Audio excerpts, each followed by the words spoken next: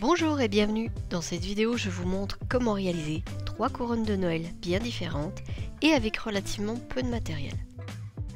Et c'est parti pour la première couronne. J'ai commencé par tracer 2 anneaux identiques dans du carton de récupération. Je les découpe soigneusement au cutter pour obtenir ceci.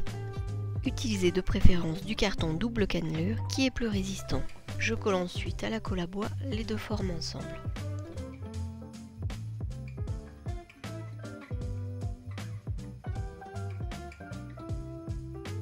Je les ajuste bien et je laisse sécher. Et après séchage, je vérifie la solidité du collage. Je vais maintenant utiliser ces branches que j'ai ramassées en forêt. Pour les couper à la dimension souhaitée, je me sers d'un sécateur et d'une petite scie. Je vais ensuite disposer des branchettes tout autour de l'anneau en carton et je vais couper à peu près à cet endroit.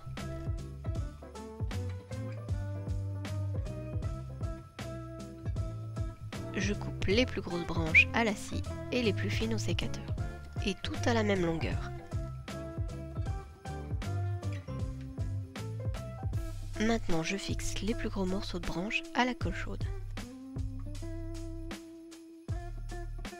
J'ai commencé par fixer 4 morceaux comme ceci. Ici, je me sers d'un repère pour les coller à la même distance du centre. Et je poursuis de cette façon jusqu'à recouvrir entièrement l'anneau en carton.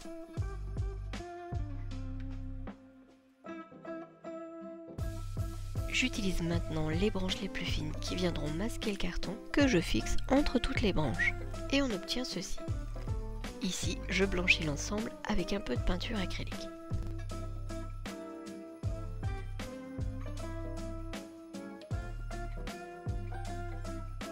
Une fois ceci fait, je vais ajouter des cupules de gland que je vais peindre au préalable pour décorer la couronne. J'en ai peint en blanc avec des touches de doré, en rouge avec des touches de blanc et en doré. Et je les dispose donc dans un premier temps sur la couronne.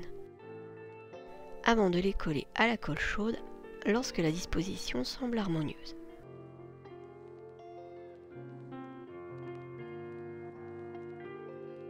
Et voilà ce que cette couronne rend au final.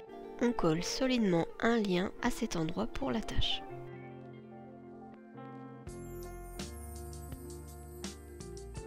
Pour la seconde couronne, je vais recycler ces boules en plastique. Je commence par enlever les attaches.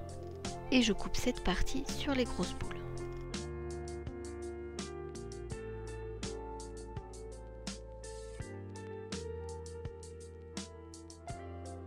Je vais ensuite percer un trou opposé au premier. On peut repérer l'endroit du perçage à vue d'œil ou c'est des comme ici de scotch de masquage qu'on place comme ceci jusqu'à arriver perpendiculairement à la ligne de moulage de la boule. Je règle l'outil multifonction sur une vitesse pas trop rapide et je place la mèche bien perpendiculairement. En n'appuyant pas trop au début. Quand on sent que la mèche est engagée et qu'elle ne risque plus de glisser, on peut appuyer davantage. Pour les petites boules, inutile de couper cet élément. Je prends une mèche supérieure à son diamètre et je perce comme ceci. Au montage, je vais ajouter des cupules de gland de part et d'autre des boules. Je vais aussi les percer.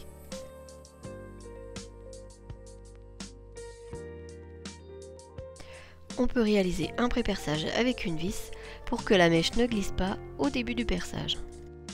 J'applique à présent un peu de peinture acrylique sur les boules pour atténuer l'effet brillant.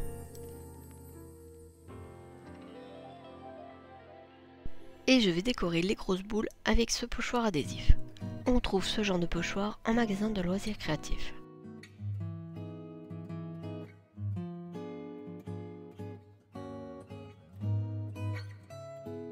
J'applique la peinture en tapotant délicatement avec un pinceau peu chargé.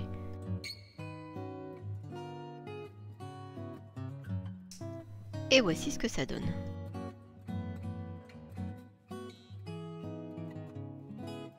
Si de la peinture déborde, on la frottera tout de suite et doucement avec un chiffon humide. Ici, je vais compléter le manque. Et voilà, la décoration de la boule est terminée. Je peins maintenant les petites boules en blanc cassé et les cupules de gland en marron dans un premier temps. Puis j'ajoute par touche de la peinture dorée.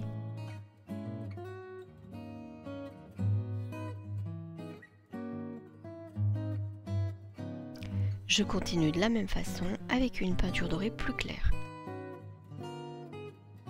Et je termine avec du blanc.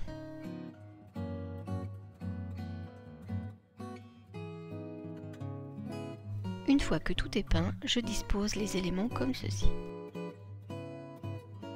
Et je vais assembler le tout sur un fil de lin en m'aidant d'une grande aiguille.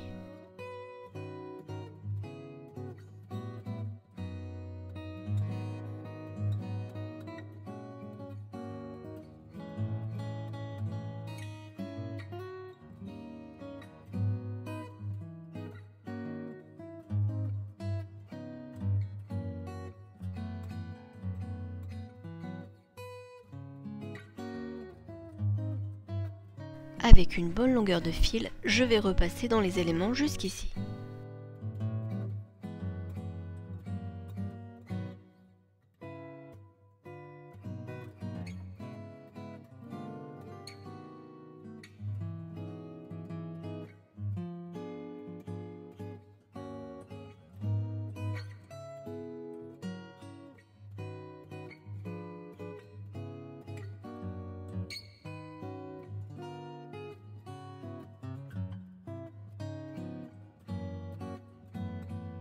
Maintenant, avec une autre bonne longueur que j'ai coupée côté pelote, je vais faire la même chose dans l'autre sens jusqu'ici.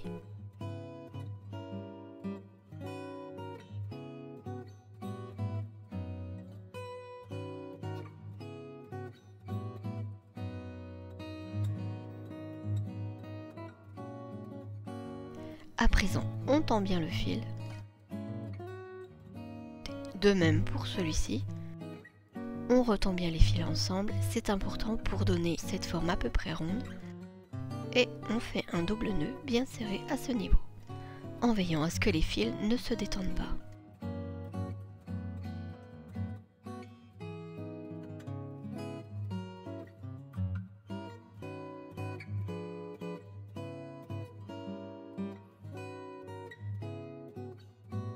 Et on réalise une boucle comme ceci pour former l'attache.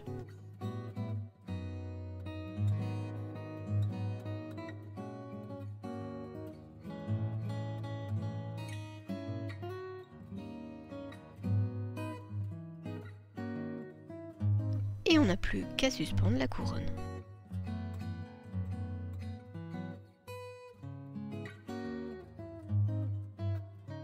Pour cette dernière couronne, je vais utiliser un set de table.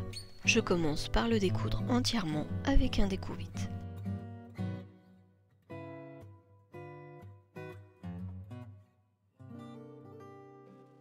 J'enlève ensuite tous les petits fils. Une fois que c'est fait, je coupe une grande longueur. Et je la dédouble comme ceci. Voilà ce qu'on obtient. Je détermine un cercle et je vais enrouler tout autour le reste de corde.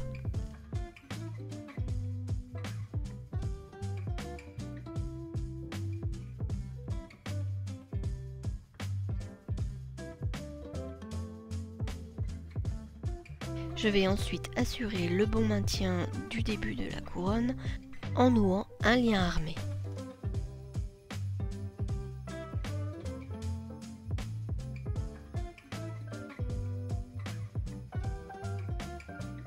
Et je continue le tressage.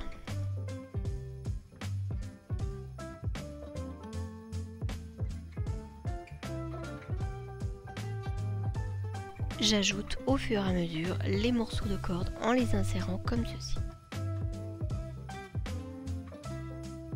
En utilisant entièrement le set, on obtient cette couronne.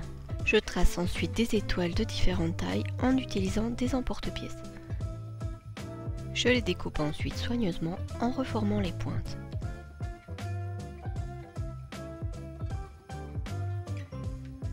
Je prends soin d'effacer les traits de crayon.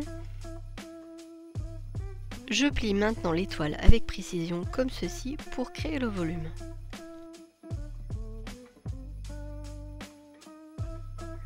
Et je marque bien les plis.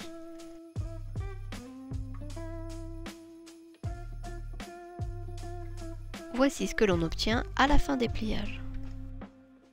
Et je la plie une dernière fois de cette manière.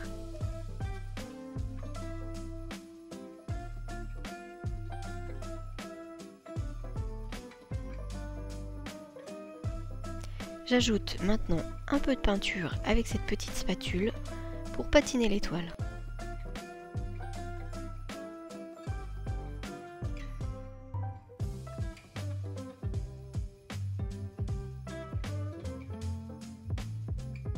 Je dispose les étoiles pour visualiser le rendu avant de les coller et de les assembler, avec des points de colle chaude sur un morceau de ficelle pour certaines, et directement sur la couronne pour les autres.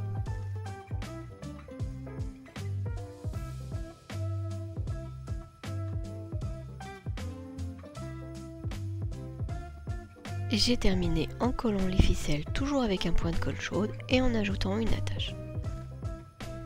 Et voilà pour cette dernière couronne. J'espère que ces réalisations vous ont plu. Vous pouvez me le dire en commentaire ou en likant la vidéo si c'est le cas. Je vous dis à bientôt pour de nouvelles créations.